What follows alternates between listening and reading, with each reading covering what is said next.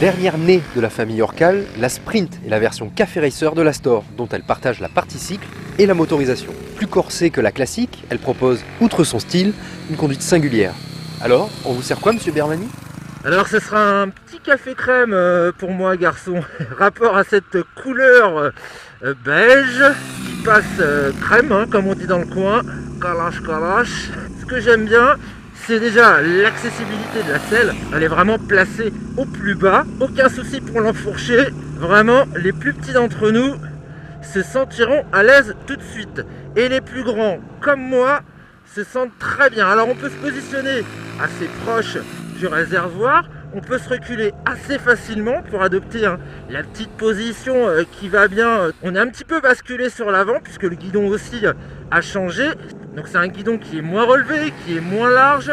Et puis ce qui est bien aussi sur ce nouveau guidon, c'est qu'on a des rétroviseurs dans le style Café Racer qui sont assez bien finis, assez jolis. Et ils sont pas en bout de guidon. Au niveau des jambes, ça n'a pas changé. Les repose-pieds sont placés au même endroit, mais comme on peut se reculer plus facilement que sur la Sirio et que sur l'Astor de base, ils sont pas trop hauts, c'est plutôt en avant qu'en arrière.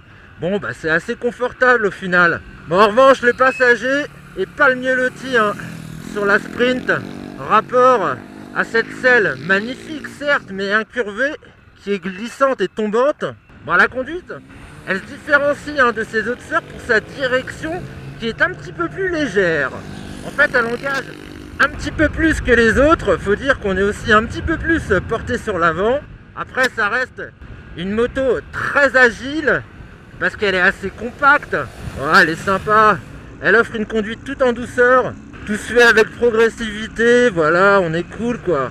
On se prend un petit café, pépère. Voilà, l'amortissement, il est un petit peu ferme, mais elle n'est pas inconfortable.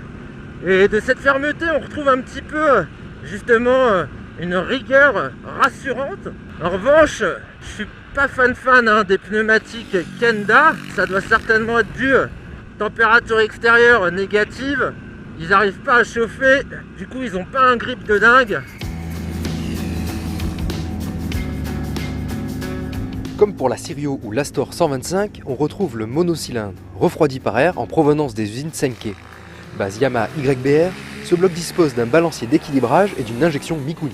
Il n'a pas grand chose à montrer en dessous des 5000 tours, mais quand on dépasse les 5-6 000 tours, là on lui trouve de l'allant. Et puis ce qui est appréciable toujours sur la gamme Orcal, c'est cette espèce de rondeur. Il n'y a aucune vibration, il est assez linéaire, c'est pas le plus performant de la catégorie. Bon, pour autant on arrive quand même à accrocher un petit 110-120 compteurs sur le Thor, mais bon, c'est pas là qu'il est le plus sympa. Le plus sympa, c'est vraiment sur le réseau secondaire. On a des relances qui sont intéressantes, qui sont pas exceptionnelles, mais vraiment, ce qui est intéressant sur ce petit bloc, c'est sa quiétude, son petit ronronnement. Et puis niveau conso, vous verrez notre moyenne de l'essai, ça reste assez sobre. Bon, en même temps, c'est pas un foudre de guerre, il fait pas les 15 chevaux comme les top 125 de la catégorie. Là on est sur un bloc à air qui tourne autour des 10 chevaux. Et ce freinage couplé il est pas mal parce que c'est un vrai freinage couplé qui prend pour base un étrier 3 pistons à l'avant. On trouve une bonne progressivité à la pédale qui est très accessible.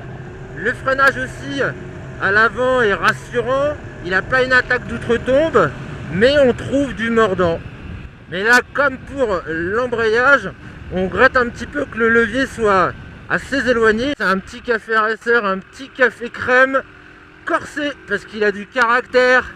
Il est beau, il est bien fini. Et puis le prix aussi, il est assez attirant. Elle est belle cette Sprint. 125. Elle a la classe comme moi.